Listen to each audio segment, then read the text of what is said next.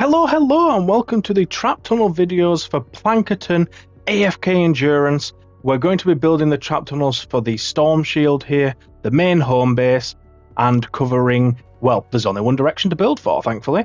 It is just the north direction, because we have an amplifier up there, whether it's B there, or if you place one over there.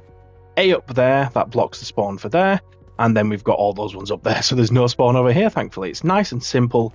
If you are, new in Plankerton, then I do have old videos on how to build for these directions. But yeah, we're just going to be covering this direction. So, there's going to be spawns all the way back here, stretching quite wide. So what we have a lot of room to work with here. How we're going to do it is sort of make like a main tunnel forward, and then a few spanning to the sides. That way we can sort of split them into 3 groups that'll meet at the end, which will meet around about here. So we'll have like the main one going forward and then one going, like this, all the way up to here. And then similarly here, we will zigzag up to here. Now that we've got our entrances, well, we do want to continue this bit forward, so we'll just do that here. But now that we've got this bit built, we need to block off the other sides, because obviously, they're spawning up here, they could just walk right down the side, go straight to the home base. We want to force them to go into our tunnels, so what we can do is just build a bunch of walls over here, including here, and then, whoops, I just want to edit the cone. If we pre-edit the cone, we can just build these nice and quickly behind these. So what we're doing here is the same trick we've done in Stonewood, just building the cone facing opposite to the home base. The reason being that it stops them from wanting to break through more than just a flat, stairs behind wood, because the angle means that they would have to break through this one to be able to get to that, or go left or right. They can't just break through and then go to the side.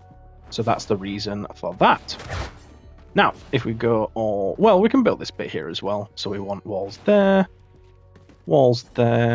and then, as I said, we're going to repeat over here.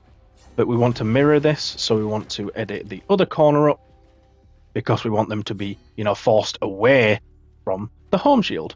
Home shield? Storm shield? Home base? We'll just merge the words, who cares? So now that we've got those built, that will take care of those. For these bits here, we're gonna need a little bit of extra potential blocking, so we can do this, and this, just like that. That's going to stop them from wanting to come in anyway. And then basically over here, we're just doing the mirror image of that. So if we do that diagonal, and then again just block these fully up, because we don't want them getting in anywhere. Now, over here, we have a tendency for enemies to try break through. So what we want to do is, we'd ordinarily put a floor here and put like a ceiling zap, but because this ground's so awkward, what we can do is go up to there and put a tar pit. That's not a tar pit, it's a tire drop trap. And then, we could also put something there if we wanted, or, however you want to go about it, but we can put a trap on here and a trap on there, and that will kill any of the enemies that are trying to get in there. You could even put one here as well, if you really wanted to make sure they're not getting in either of these. But they really try getting that side as opposed to anything else. So that's why we're putting them there. Now, we've got all the blockades done. So what we're going to do now is just sort of build this through as a zigzag all the way down till we get to this point. Do the same at this side. So we want to zigzag, ziggity-zag these enemies all the way down. Then we have our main entrance down here. So obviously you can see we're sort of merging these at this point. We want to close off these again, because we can put even more traps on these. And then this main entrance, what we're going to do is we're just going to zigzag them as well. So it doesn't really matter which side you go for here. Whether you let them come through this one or that one. And again here, it doesn't really matter. You can flip this if you want. You can flap it. You can do whatever the hell you want. I think they are more spawning on this bit as opposed to here. So what I want to do is make the entrance this side. So, you know, here instead of here, because I think they're going to spawn over there, and then they'll come through and do their zigzagging all the way to this point. And I mean, at this point, nothing's going to be here, right? You know, we're in Plankerton. The enemies are really low level. They're not going to make it this far anyway. So in this bit, you don't really need to do anything fancy. What you can do is put walls here, because then we can put some more broadsides on just as the sort of last, you know, bit. But we can leave this bit open, because if we do block it, the enemies will see that, you know, they have to break through something to get here. So they'll be more liable to wanting to try break through one of the edges. So if we leave this bit open, they will freely come through our trap tunnels, not giving a damn about any of the damage, and it's free real estate for us, basically. So that is the reason we do that. Now, at this point, I will do maximum damage. So we're going to put gas traps under these. Again, I don't think anything's going to make it to this point, but, you know, just in case, the off chance that they do, I put that in the wrong place. Go back up here.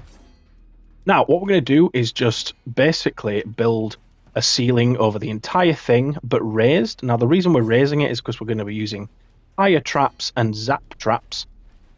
The reason being, so for tire traps, the reason we use tire traps is because they have impact and knock the enemies back. Now, these are beautiful for the start of trap tunnels, because we can knock them back out of the trap tunnels, and they have to get hit by traps again. You know, we're recycling all of our traps effectively by doing that. And then as we come further in, let's say to here, if I can get up, we have electric fields. Now, the reason we use electric fields here is because they do actually go further than one block down.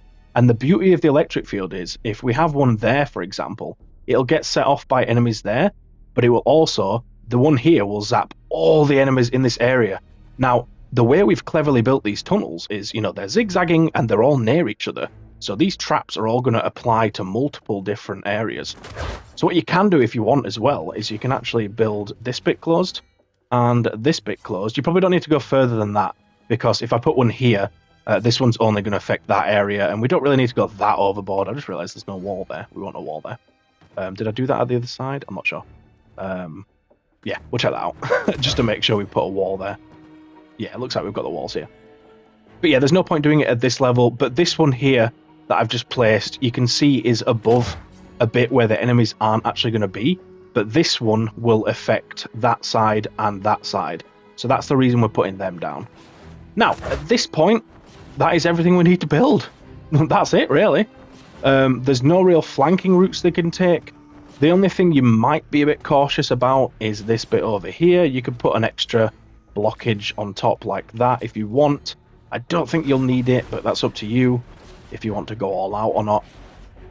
You don't really get as much trouble at this side, I think, because of the water. They're a bit afraid of that because, I don't know, they're just scared of water. But as I said, over here, this is the most important part of the blockage to stop the flanking, that sort of thing. Now, before we level this up and put traps on, what we want to do is just add a little bit of extra stuff in here. So what we're going to do is just give the enemies a bit of an extra pathing to go down. That's the best way I can describe it. So before I put these down, the enemies could just sort of, you know, come this real short direction here. Not really getting damaged by traps as much, but with these here, they are instead going to have to weave all the way around like this. Now, it's a little bit risky because smashers tend to sort of see this extra effort and sometimes charge, but with the directness of this path, the chargers are fine with it, thank God. So on these side entrances where it's already naturally zigzagging, it's a bit less important about, you know, adding the extra stuff to make them go a certain direction. So yeah, it's up to you how you want to do it. It might just be useful to add the odd one here and there, like just this, to make it so they have to go all the way to here, and then as they come through, they have to go again all the way to here. It's probably enough just to do two like that. You don't have to go as overboard as the central bit. And in fact, with the central bit, we might get rid of the front and back ones, just to avoid the smashers from... We don't want to tempt them into smashing, basically, because that would be very scary. And then here we'll do the same sort of thing we did at the other side, so probably just them two. I think that's pretty similar to what we did over here. Yeah, just the two. Should be enough, I think. Just to give them a bit of extra, pathing to do. It's up to you. You can mix things round, you can experiment with it. It's definitely up to you how you want to go about it. I'm just going to swap these round. I mean, at the end of the day, as long as you're making their path a bit longer and, controlling where they're going a bit more, you'll be good. So now that we've got all the actual walls and stuff down, we can go ahead and level all this up. I will show you the perks you want to use for your traps, and then we will show the actual placement of where the traps need to go. Thank you so much for watching to this point. If you are enjoying the video, please do let me know in the comments. But also, I am on the Supporter Creator program, so if you could please use my code CAMIG, and be sure to subscribe as well to get all future videos. Thank you so much.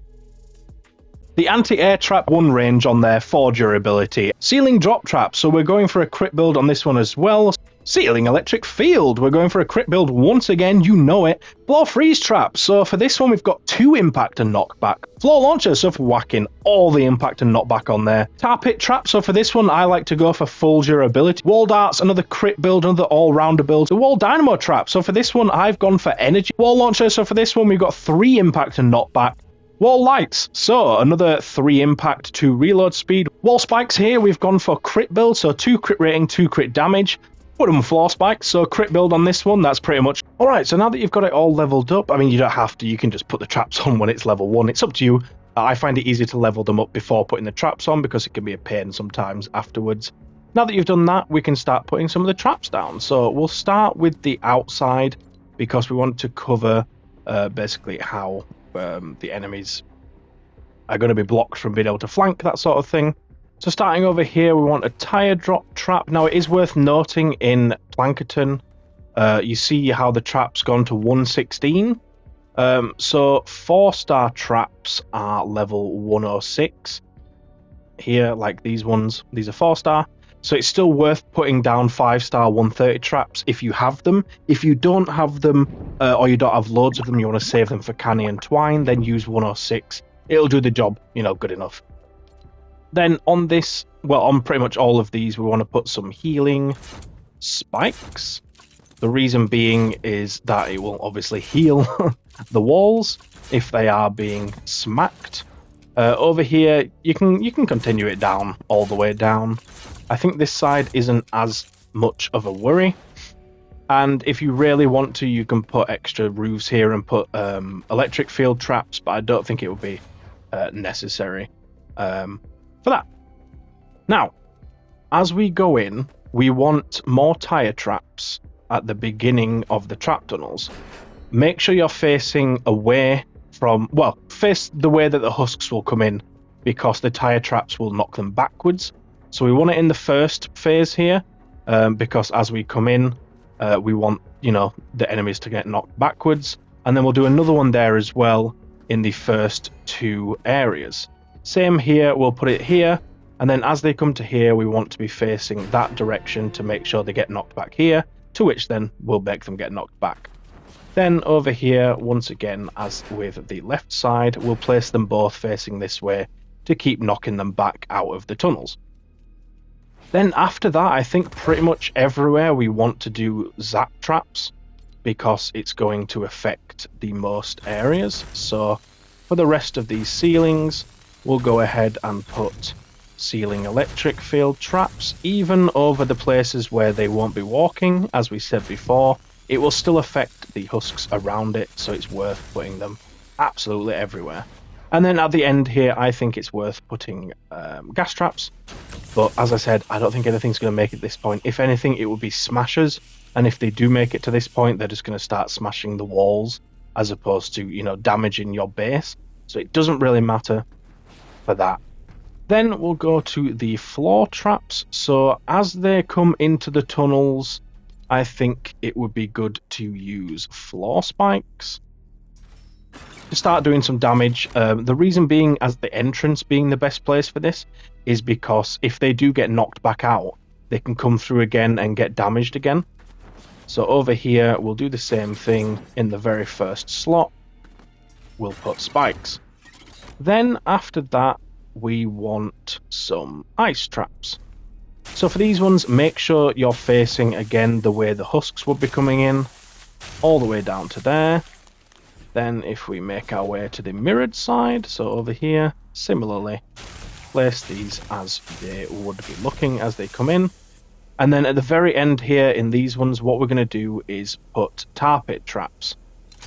So spam this everywhere on these ones. The reason being is, you know, for whatever case it might be, whether it is smashes or something just miraculously went wrong with the UFO, whatever it might be, these traps will stop any husks that get here. Husks, smashes, whatever it is, it will stop them right in their tracks, and the traps will deal with them. You know, the damage traps on the walls, for example. Then in the middle, we'll go ahead and continue with the freeze traps. So make sure you're facing the way the husks would get there once again. Place these in those directions. And that is all of those traps done. Now, going back to the entrance to these tunnels, what we want to do is, for the first sort of 2 blocks, we want to use wall launchers. The reason being is because the very first ones that might make it past these, we want to knock them here and then knock them back out the tunnels so that they can get damaged by everything once again. So we'll do the same here. We're going to put a wall launcher there. We could put one here. Yeah, we'll put one there as well.